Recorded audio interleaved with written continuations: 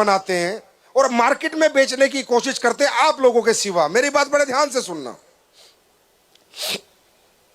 आप लोगों के सिवा मैं कोई प्रोडक्ट बनाता हूं और मेडिकल स्टोर से बेचने की कोशिश करता हूं या परचून की दुकान से बेचने की कोशिश करता हूं, तो पहली बात मेरे दिमाग में क्या आएगी कि जो मेडिकल स्टोर वाले प्रोडक्ट बेच रहे हैं, जो परचून के दुकान वाले बेच रहे हैं, वो कितने में बेच रहे हैं और उनको क्या प्रॉफिट हो रहा है। अब मैं माइंडसेट क्या करूंगा, कितने में बेचना है और दुकानदार को कितना प्रॉफिट देना है।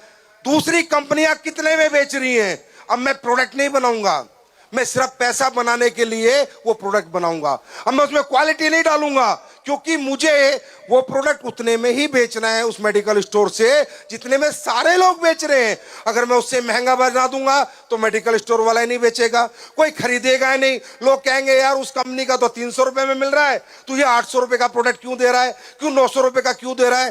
तो ये इंडस्ट्री इसलिए नहीं बनी थी कि यहाँ ये प्लान, ये पैसा, ये तो बाई पार्ट है। वो तो काम करेंगे, कुछ भी बेचेंगे, किसी का भी बेचेंगे तो पैसा आएगा। सीमेंट बेचेंगे पैसा आएगा, सरिया बेचेंगे पैसा आएगा, बर्तन बेचेंगे, कपड़े बेचेंगे, जो बेचेंगे पैसा आएगा, जो बेचेगा उसे पैसा आएगा।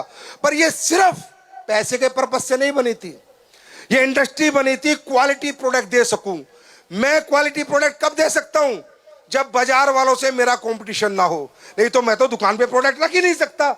मैं क्वालिटी बनाऊंगा तो बनने में ही 300 रुपए लगेंगे, मैं 300 में कहां से बेच दूंगा, मुझे तो 800 में बेचना पड़ेगा, 900 में बेचना पड़ेगा। क्वालिटी नहीं बनाऊंगा तो मुझे कचरा बनाना पड़ेगा, जैसे लोगों ने बना रखा है, घटिया प्रोडक्ट बनाना पड़ेगा, क्योंकि मुझे तो उसमें पैसा सेट करना है।